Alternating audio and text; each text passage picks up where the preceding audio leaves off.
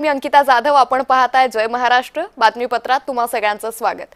बातमीपत्राच्या सुरुवातीला आजची सर्वात मोठी घडामोड ती म्हणजे निवडणूक आयोग आणि महाविकास आघाडीच्या सर्व नेत्यांमध्ये सुमारे सव्वा तास चर्चा सुरू आहे।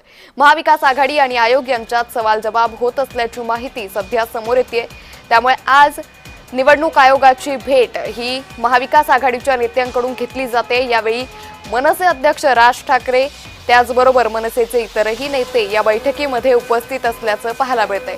एकंदरीतच राज्यात घडामोडी घडत असतानाच निवडणूक आयोगाची ही भेट अतिशय महत्त्वाची मानली जाते, कारण सातत्यानं जो मतचोरीचा आरोप केला जात होता विरोधकांकडून त्या पार्श्वभूमीवर ही भेट घेतली जाते।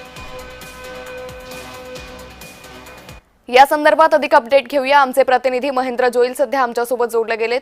महेंद्र, आपण पाहतोय आयोग आणि महाविकास आघाडीच्या नेत्यांमध्ये सुमारे सव्वा तास ही चर्चा सुरू आहे, काय अधिक अपडेट?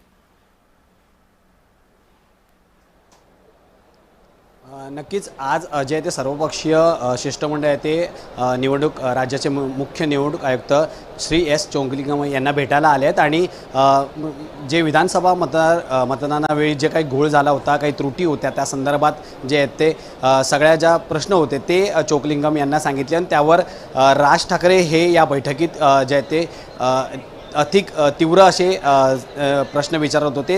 त्यांनी निवडणूक आयोगाला तुम्ही निवडणुकीसाठी तयार आहात की नाही हा प्रश्न विचारला। त्याचबरोबर 31 जानेवारीपर्यंत तुम्हाला निवडणूक घेण्याचे आदेश आहेत, मात्र तुम्ही किती अजून तयार आहात या सगळ्या प्रश्न आहेत ते विचारले गेले होते।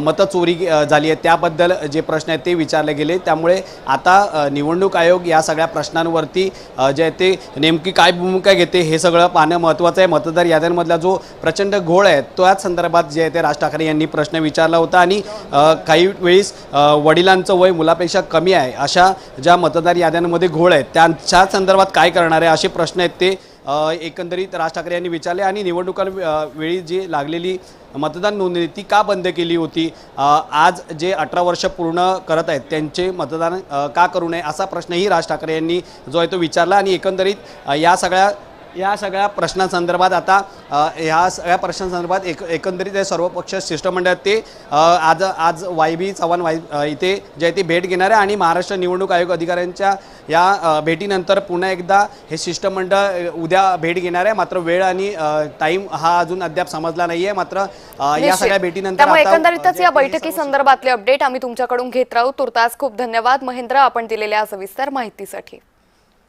सदोष मतदार यादीच्या आधारे निवडणुका नकोत, मनसे अध्यक्ष राज ठाकरे यांनी निवडणूक आयोगाकडे ही मागणी केली।